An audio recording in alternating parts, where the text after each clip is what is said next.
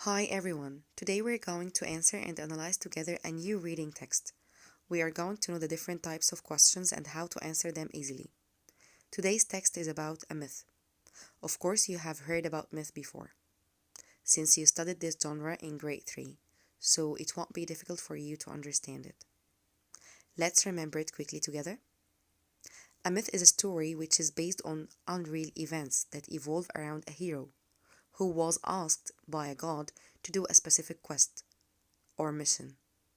This mission was to defeat a monster in order to get for the god what he wanted, or what the monster had stolen from the god. A myth can also talk about or explain how the world came to be, or how it is made, and that's what we call it the natural phenomenon, like what we are going to read in Pandora's box. But before we go to the questions, I want to tell you that we have two types of questions: the content questions and the analytical questions. The content questions, the answers are already found in the text. They are directly found in the text. Unlike the analytical questions, you have to think about the answers. You have to guess the meaning and know the meaning between lines. For example, if you have a question asking you, what does the word scared show? You have to think about the feeling of the character here. Why he was scared? What made him scared? So, in order to answer any analytical question, you have to think and you have to guess. Now, let's move to the questions. Question number 1 here. Of course, here you have already read the text at home. And here you are asked now to choose the genre of the text. So, it is obviously clear that it is a myth. Not only because it includes Zeus as a god or Prometheus as a hero, but also the story itself is based on unreal events. Unlike the legend is a story that is based on true events and real characters. Let's move to question number 2. It's an analytical question as he wants you to think about Prometheus's character after reading the text. In the text here, you will see that Prometheus was described as a kind, clever man who helped man to make fire. And please don't forget the support. You will find here support your answer with phrases and words from the text. This means that you have to find the sentence that shows how he was clever from the text. Question number 3 is the same. It's also analytical, as he wants you to describe Zeus's character using support. So both questions are the same, as he wants you to think how the characters are described. Unlike question number 4. Question number 4 here is a content question, and you will find the answer easily in the text. It's a direct question. Let's move to question number 5. It's also a content question, and it is very clear in the text that how Zeus punished Prometheus twice. The first time when Zeus chained Prometheus for years, and the second time when Zeus sent Pandora to Epimetheus with a box full of disasters. For question number 6, it's a content question. How? As Pandora was given 2 signs as warning. The first one, when she found a note written on it, don't open. The second one, when she found the box locked with a key. And these 2 signs are clearly written in the text. And he asked you to support your answer from the text, so please don't forget the support. As for number 7, it's an analytical question. He wants you to think why the writer used the word torture and what is the effect of using such word. Torture here shows how much she was very curious to know what was inside the box. She couldn't wait. She wanted to open the box. That's why he used the word torture, to show how she was very curious. Let's move to question number 8a. It's a summary question, so please don't forget to focus on the main points of the 8th paragraph. You can write what happened after she opened the box and what was her reaction after she opened it. And please, again, focus on the main points of the paragraph while writing.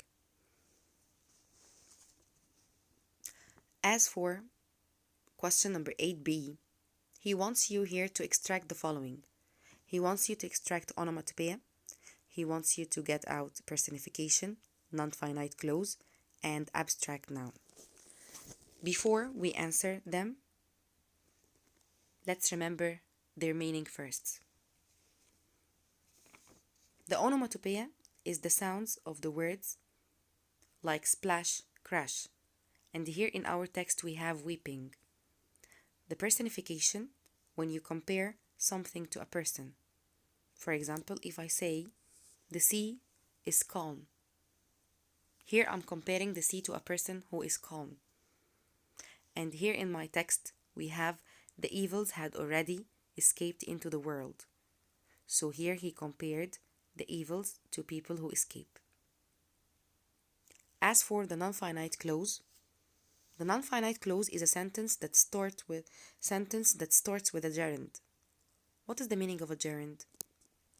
A gerund sentence that starts with a verb followed by ing.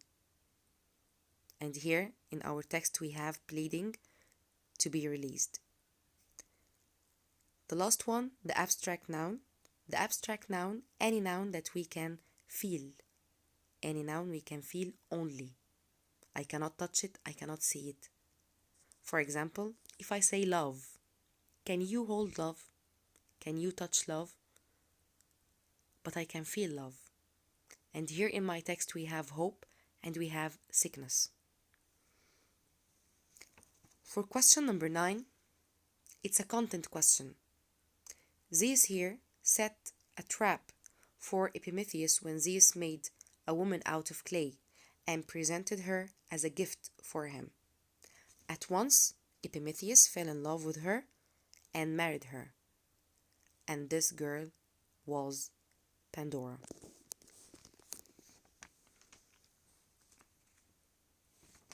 Question number 10.